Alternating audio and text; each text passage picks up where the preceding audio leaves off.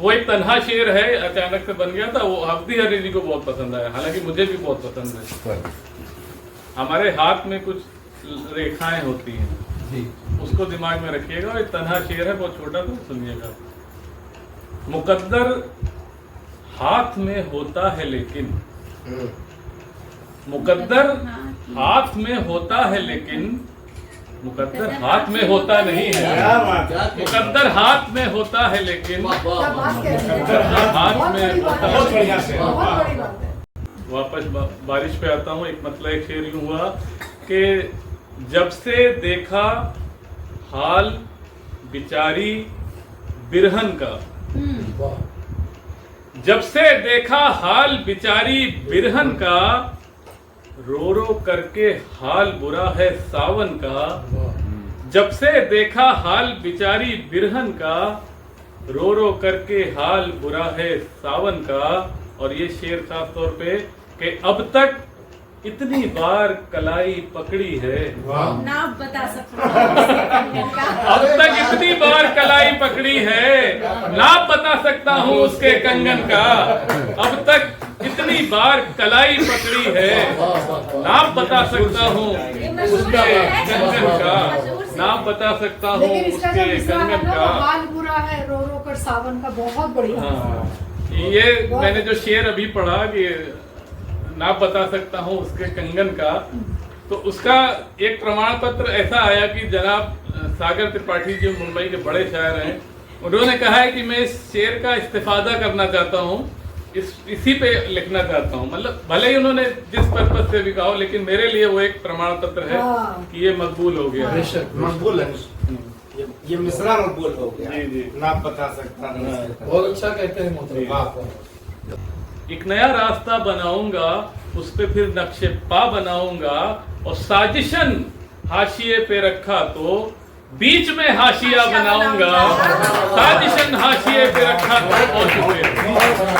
साजिशन हाशिए पे रखा तो बीच में हाशिया बनाऊंगा। बहुत प्रेरक, शानदार से। बहुत शुक्रिया, बहुत शुक्रिया। साजिशन हाशिए पे रखा तो बीच में हाशिया बनाऊंगा।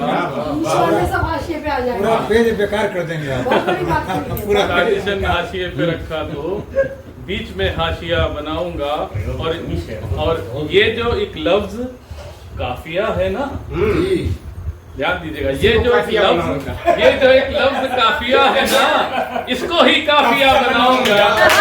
ये जो एक लफ्ज काफिया है ना, ये जो एक लफ्ज काफिया है ना, इसको ही काफिया बनाऊंगा, इसको ही काफिया बनाऊंगा। एक माला मेरी ओर से आपको इससे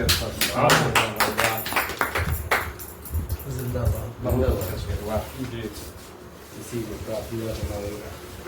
हमारे आदरणीय मातृशक्ति हमारे साथ है, लेकिन अगर देखा जाए तो मातृशक्ति तो है ही, लेकिन सौंदर्य बोध, श्रृंगार, ये सब आपकी देन है। बिल्कुल। तो उस नजरिए से सुनिए कि हलाकू हुस्न से तेरे कोई बचकर नहीं जाता।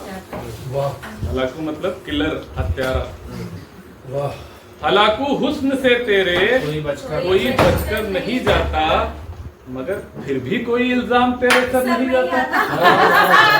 हलाकू हुस्न से तेरे कोई बचकर नहीं जाता, बहुत अच्छा। मगर फिर भी कोई इल्जाम तेरे सर नहीं जाता।